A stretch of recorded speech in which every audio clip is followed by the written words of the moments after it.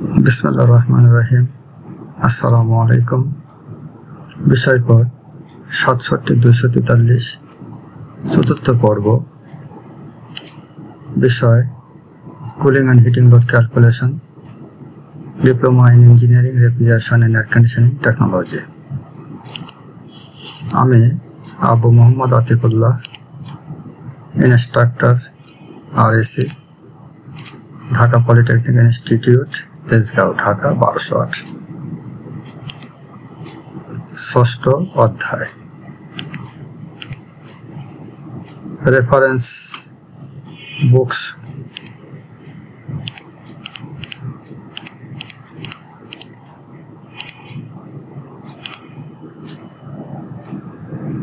শীতাতপ নিয়ন্ত্রণ কক্ষের ভিতরে তাপ সম্পর্কে ধারণা। GO6.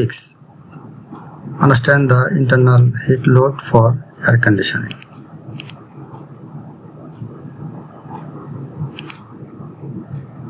Specific objectives. SO 6.1. Describe the heat gain from the product. বস্তু বা প্রোডাক্ট কর্তৃক অর্জিত তাপসমূহ। 6.2. Describe the heat gain from the occupants or people. শীতাতপ নিয়ন্ত্রিত স্থানে অবস্থানকারী এবং কর্মরত মানুষ থেকে তাপ অর্জন। 6.3. Describe the heat gain from the appliance. ব্যবহৃত উপাংশ বা যন্ত্রাংশ থেকে অর্জিত তাপ। 6.4. State the importance of chilling rate factor. Chilling rate ফ্যাক্টরের গুরুত্ব। 6.5. Solve the problems related to product, people and miscellaneous load. বস্তু, মানুষ এবং আনুষঙ্গিক লোড সম্পর্কিত অঙ্ক বা সমস্যাবলীর সমাধান। Understand the internal heat load for air conditioning. শীতাতপ নিয়ন্ত্রণ কক্ষের ভিতরে তাপ সম্পর্কে ধারণা।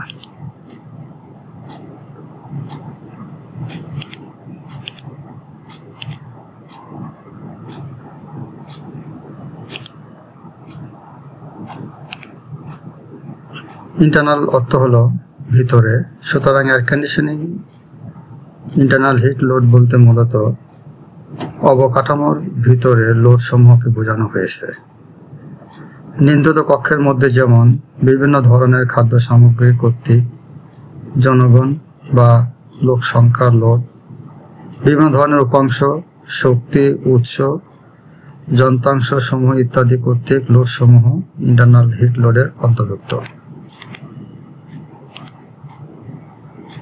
এসি বা শীতাতপ নিয়ন্ত্রণ কক্ষে বস্তু বা প্রোডাক্ট কর্তৃক যে তাপ অর্জিত হয় মূলত তাকে প্রোডাক্ট লোড বলে।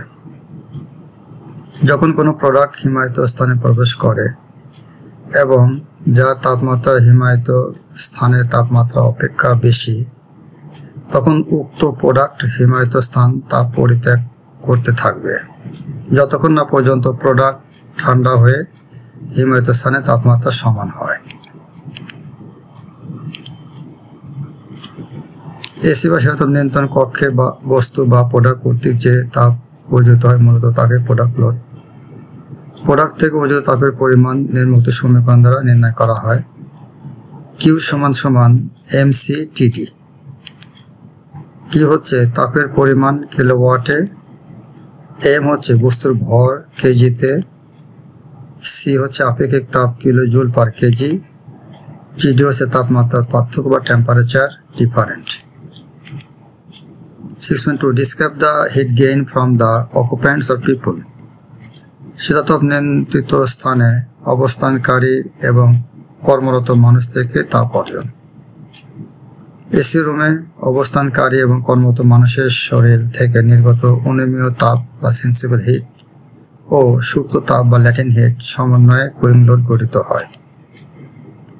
একটি এসি বা শীতাতপ নিয়ন্ত্রিত স্থানে কতজন লোক উপস্থিত থাকে তার উপর ভিত্তি করে তাদের থেকে অর্জিত তাপের পরিমাণ নির্ণয় করা হয়। প্রতিটি লোক কর্তৃক উৎপাদিত হিট লোডের পরিমাণ নির্ভর করে তাদের কর্মকাণ্ডের উপর।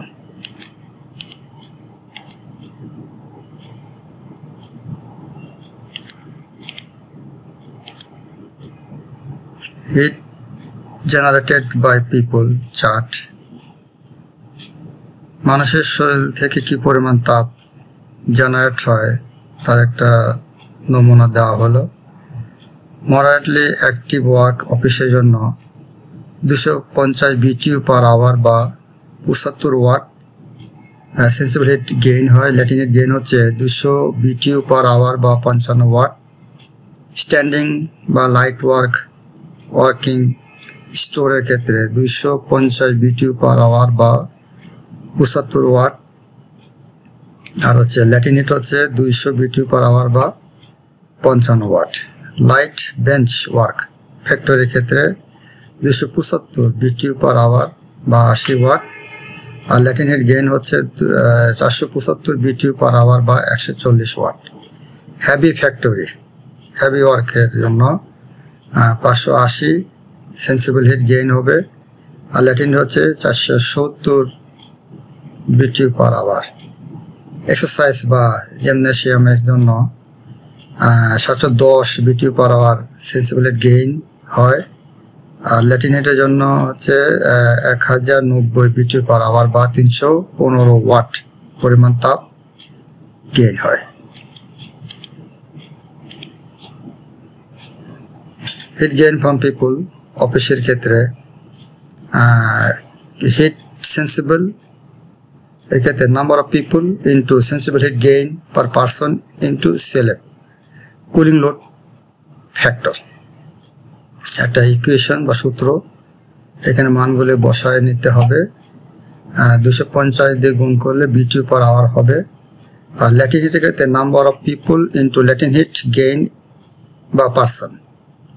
এই ক্ষেত্রে ল্যাটিনের ক্ষেত্রে হচ্ছে 200 দিয়ে গুণ করলে BTU পার আওয়ার হবে। আর সেন্সিবলের ক্ষেত্রে যদি আমি 75 দিয়ে গুণ করি তাহলে ওয়াটে বের হবে। আর ল্যাটিনের ক্ষেত্রে 55 দিয়ে গুণ করলে ওয়াটে বের হবে। 6.3 describe the hit gain from the appliance. ব্যবহৃত উপাংশ বা যন্ত্রাংশ থেকে অর্জিত তাপ হচ্ছে শীতাতপ নিয়ন্ত্রিত স্থানে সচরাচর ছোটখাটো গৃহস্থালী যন্ত্রপাতি ব্যবহৃত হয়ে থাকে, যেমন ইলেকট্রিক আয়রন বা ইস্ত্রি, kettle, heater, hair dryer, coffee maker, blender machine, microwave oven, TV, fridge সহ বিভিন্ন প্রকার ইলেকট্রিক ও ইলেকট্রনিক্স সামগ্রী। হেয়ার ড্রায়ার, কাপড় শুকানোর মেশিন, ওয়াশিং মেশিন, টেলিভিশন থেকে হিট গেইন হয়। ওয়াশিং মেশিন, কম্পিউটার, রেফ্রিজারেটর বা ফ্রিজ ইত্যাদি। এছাড়াও blender machine, coffee brewer, dish washer, display case, refrigerated food warmer, freezer, grill, hot plate, ice maker, mixer, refrigerator, আরও অনেক আছে। Oven, gas oven, steam compartment steamer, dish washer.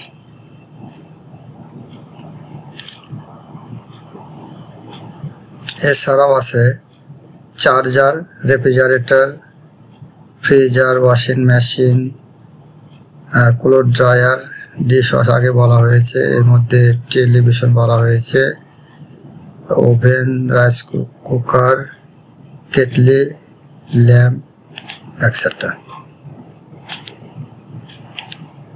Chilling rate factor. State the importance of chilling rate factor. Chilling rate factor হচ্ছে কোনো বস্তুর শীতলায়নের সময় প্রথম কয়েক ঘন্টা প্রোডাক্ট লোডের হার অপেক্ষাকৃত বেশি থাকে, কারণ সামগ্রী আদি তাপমাত্রা এবং চিলিং রুমের তাপমাত্রার মধ্যে ব্যবধান খুব বেশি হয়ে থাকে। সুতরাং চিলিং এর প্রাথমিক পর্যায়ে প্রোডাক্ট লোড প্রায় 1.5 গুণ বেশি থাকে।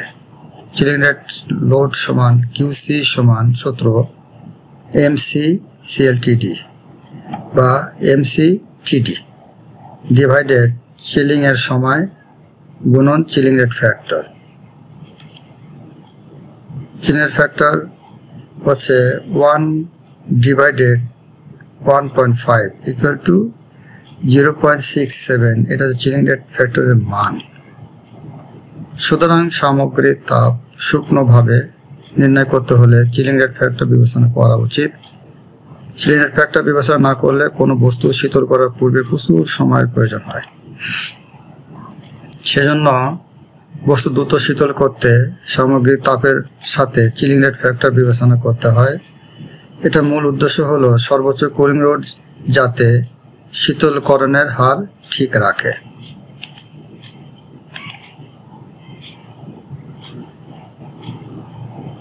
চিলিং রেট ফ্যাক্টর সম্পর্কিত একটা অঙ্ক আমরা দেখি।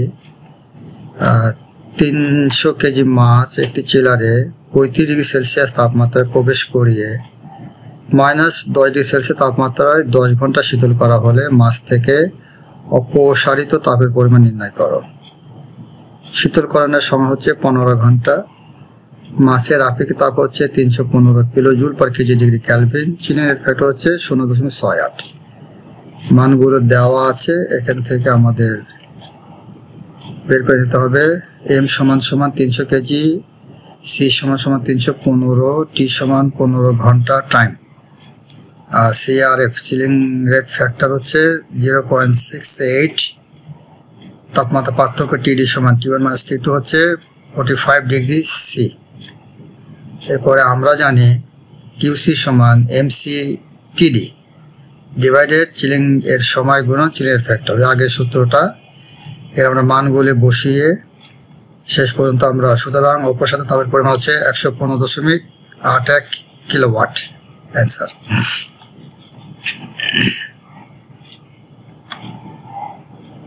এরপরে last 6.5 solve the problems related the product people and miscellaneous load. বস্তু, মানুষ এবং আনুষঙ্গিক লোড সম্পর্কিত সমস্যাগুলি। প্রোডাক্ট লোড হচ্ছে, প্রোডাক্ট লোড বা সামগ্রিক তাপ বলতে আমরা সাধারণত বুঝি কোনো বস্তু বা খাদ্য সামগ্রী নির্দিষ্ট তাপমাত্রায় ঠান্ডা করে সংরক্ষণ করতে যে পরিমাণ তাপ অপসারণের প্রয়োজন হয় তাকে প্রোডাক্ট বা সামগ্রিক তাপ বলে। নিম্নলিখিত সূত্রের মাধ্যমে প্রোডাক্ট লোড নির্ণয় করা হয়। 1 নম্বর, প্রোডাক্ট লোড Q = নিয়ন্ত্রিত কক্ষে প্রতিদিন প্রবেশকৃত সামগ্রীর পরিমাণ কেজিতে গুণন সামগ্রীর তাপমাত্রা কমার পরিমাণ বা হ্রাসের পরিমাণ ডিগ্রি সেলসিয়াসে গুণন সামগ্রীর আপেক্ষিক তাপ, এটা টেবিল থেকে আসবে, ডিভাইডেড ৮৬,৪০০ মানে 60 × 60 × 24 করলে এই মানটা আসে, মানে সেকেন্ডে আনতে হবে এটা। এরপরে প্রোডাক্ট লোডের সূত্র অন্যভাবে করা যায় mc∆t অথবা Q = mc∆t ডিভাইডেড ইপসিত বা কাঙ্ক্ষিত শীতলকরণের সময় সেকেন্ডে। এই সূত্র দিয়ে করা যাবে, এই সূত্র করা যাবে। নট, যদি সামগ্রিক বা প্রোডাক্টে একদিনের কম সময় জমাট করার কথা উল্লেখ থাকে তবে লোড সে অনুসারে বাড়াতে হবে। সামগ্রী প্যাকেট করার পদার্থের এবং সামগ্রী স্থানান্তরের যন্ত্রের যেমন ট্রলি লোড তাপ অন্তর্ভুক্ত করতে হবে। এরপরে আছে পিপুল লোড বা মানুষের লোড। নিয়ন্ত্রিত কক্ষে যারা কাজ করে তাদের শরীর থেকে নিঃসৃত তাপ এ লোডের অন্তর্ভুক্ত। প্রতিটি মানুষের তাপ অপসারণের ক্ষমতা সমান নয়। কাজের ধরনের উপর তাপ অপসারণের পরিমাণ নির্ভর করে, যা টেবিলে দেখানো হয়েছে। অবস্থানকারী মানুষের লোড ওয়াটে, মানে আমরা সূত্রটা দেখে নিই। অবস্থানকারী সংখ্যা গুণন অবস্থান সময় ঘন্টায় গুণন প্রতি অবস্থানকারী তাপ নির্গমনের পরিমাণ ওয়াটে ডিভাইডেড 24 ঘন্টা। এই সূত্রের মাধ্যমে আমরা বের করতে পারি পিপুল লোডের। আরও একটা দেখি, অথবা পিপুল লোড সমান অবস্থানকারী সংখ্যা গুণন প্রত্যেকের শরীর হতে নির্গত তাপের পরিমাণ ওয়াটে, অথবা Q = কর্মরত মানুষের সংখ্যা গুণন হিট ইকুইভ্যালেন্ট কিলোওয়াটে গুণন অবস্থান কাল ঘন্টায় ডিভাইডেড 24 ঘন্টা। মোট সূত্রগুলো দিয়ে আমরা পিপুল লোড বের করে নিতে পারি। এরপরে হচ্ছে বিবিধ বা মিসেলেনিয়াস লোড। যখন ইকুইপমেন্ট সমূহ অবিরাম না চলে তখন নিচে সূত্র ব্যবহার করে আনুষঙ্গিক লোড নির্ণয় করা হয়। সূত্র হচ্ছে আনুষঙ্গিক লোড সমান ইকুইপমেন্ট আউটপুট ওয়াটে গুণন ইকুইপমেন্ট চালু থাকার সময় ঘন্টায় ডিভাইডেড 24 ঘন্টা। এটা হচ্ছে ইকুইপমেন্ট লোডের সূত্র। নোট: যদি ইকুইপমেন্ট লোড অন্যান্য লোডের তুলনায় বেশি হয় তবে আনুষঙ্গিক লোড সমান ইকুইপমেন্ট লোড সমান হবে। 1 নম্বর, বৈদ্যুতিক বাতি কর্তৃক উৎপাদিত তাপের সূত্র হচ্ছে কিউ সমান ওয়াট গুণন প্রতি ঘন্টা ডিভাইডেড 24 ঘন্টা। মিসেলেনিয়াস লোড এগুলো মোটর কর্তৃক উৎপাদিত তাপ কিউ সমান মোটর আউটপুট কিলোওয়াটে গুণন ফ্যাক্টর গুণন ব্যবহৃত সময় ঘন্টায় ডিভাইডেড 24 ঘন্টা। মোটর লোডের সূত্র। এরপরে কর্মরত মানুষের শরীর হতে নির্গত তাপের পরিমাণ কিউ ইকুয়াল টু জনসংখ্যা তাপের তুল্যাঙ্ক কিলোওয়াটে গুণন আওয়ার্স অকুপাইড ডিভাইডেড 24 আওয়ার্স। আর হিমান যন্ত্রের ক্ষমতা কিলোওয়াটে বের করতে হলে আমাদের লাগবে মোট কুলিং লোড ইনটু 24 ঘন্টা ডিভাইডেড ঈপ্সিত বা কাঙ্ক্ষিত শীতল সময় ঘন্টায়। এটা কিলোওয়াটে আসবে মানটা। এ হচ্ছে আমাদের মিসেলেনিয়াস লোড সম্পর্কিত ইকুয়েশনগুলো। এবার একটা সমস্যা বলে দেখি আমরা। 12 মিটার গুণন 9 মিটার গুণন 4 মিটার সাইজের একটি হিমাগার বা কোল্ড স্টোরেজে 2.2 কেজি ওজনের 2000টি প্যাকেট আংশিক হিমায়িত মুরগির গোস্ত বা মাংস 3 ডিগ্রি সেলসিয়াস হতে -20 ডিগ্রি সেলসিয়াস তাপমাত্রায় জমিয়ে সংরক্ষণের জন্য 3 জন শ্রমিক 200 ওয়াটের 2টি বাতি জ্বালিয়ে দৈনিক 6 ঘন্টা কাজ করে। দৈনিক 8 ঘন্টায় ঈপ্সিত বা কাঙ্ক্ষিত হিমায়নের জন্য শীতল যন্ত্রের ক্ষমতা কত হবে নির্ণয় করো। এই হচ্ছে আমাদের অঙ্ক। প্রয়োজনীয় তথ্যাদি হচ্ছে 1 নম্বর, হিমাগারের বাইরে তাপমাত্রা 33 ডিগ্রি সেলসিয়াস। 2 নম্বর, মুরগির আপেক্ষিক তাপ হিমাঙ্কের উপরে 3.18 kilojoule per KG degree Kelvin. 3 নম্বর, মুরগির আপেক্ষিক তাপ হিমাঙ্কের নিম্নে বা নিচে 1.55 kilojoule per KG degree Kelvin. 4 নম্বর, সুতো তাপ বা latent heat 246 kilojoule per KG degree kelvin.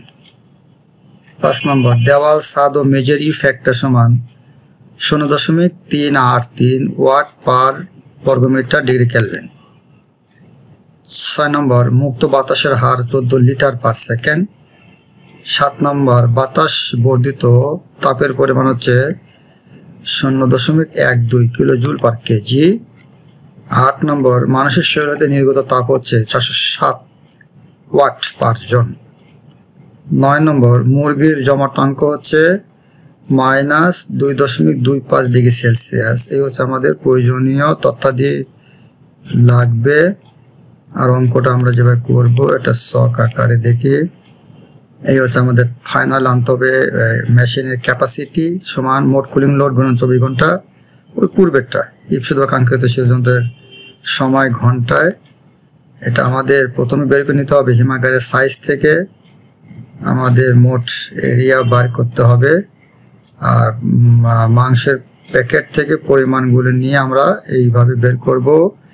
এখানে হচ্ছে মোট গোস্তের পরিমাণ 4500 কেজি। আর দেওয়াল ছাদ মেজের চাঁদের ক্ষেত্রে হচ্ছে 384 বর্গ মিটার। সব আমরা পেয়ে গেছি। এরপরে ওই উপরোক্ত এই সমীকরণে দেওয়াল ছাদ মেজের এইগুলা কিউ সমান AUCLTD মান 384 বসাইয়ে এখান থেকে আসবে আমার 7.795 কিলোওয়াটে। মুরগির প্রোডাক্ট লোড এটা হিমাঙ্কের ঊর্ধ্বে হিমাঙ্কের নিম্নে 3 স্টেজে হবে। এখানে আমরা ল্যাটিন হিট দিয়ে Q1 Q2 Q3 সবগুলো যোগ করে কিউ টোটাল আমরা এখানে আসবে 14.36 কিলোওয়াট। মানুষের দেহতে তাপ হচ্ছে পিপুল লোডের সূত্র থেকে আমাদের 0.305 কিলোওয়াট। লাইট লোড হচ্ছে এই সূত্র থেকে আমাদের 0.1 কিলোওয়াট। এয়ার চেঞ্জ লোড বা বাতাস পরিবর্তনের জন্য তাপ হচ্ছে 1.68 কিলোওয়াট, সেফটি ফ্যাক্টর 10% হিসেবে ধরলে 2.42 যোগ করলে মোট 26.66 কিলোওয়াট।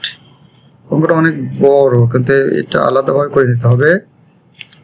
এরপর আমাদের এই পর্যন্তই, তথ্য অংশ শেষ। এনি কোশ্চেন, বাড়ির কাজ আছে 6ষ্ঠ অধ্যায়। বস্তু বা প্রোডাক্ট লোড কর্তৃক উর্জিত তাপ বর্ণনা করো। 2 নম্বর, সে তাপ নিয়ন্ত্রিত স্থানে অবস্থানকারী এবং কর্মরত মানুষ থেকে তাপ অর্জন লেখো। ব্যবহৃত উপাংশ যন্ত্র থেকে উর্জিত তাপ সমূহ লেখো। চিনের ফ্যাক্টরের গুরুত্ব লেখো।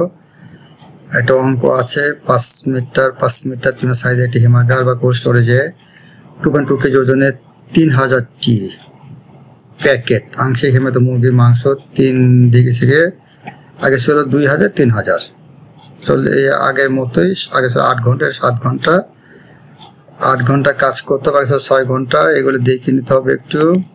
এরপরে হচ্ছে আমাদের প্রয়োজনীয় তথ্যাদি যেটা আছে ওর সঙ্গে এই বাইরে তাপমাত্রা মুরগির আগের মতোটাই নিতে হবে। সকলকে ধন্যবাদ। Thank you for all.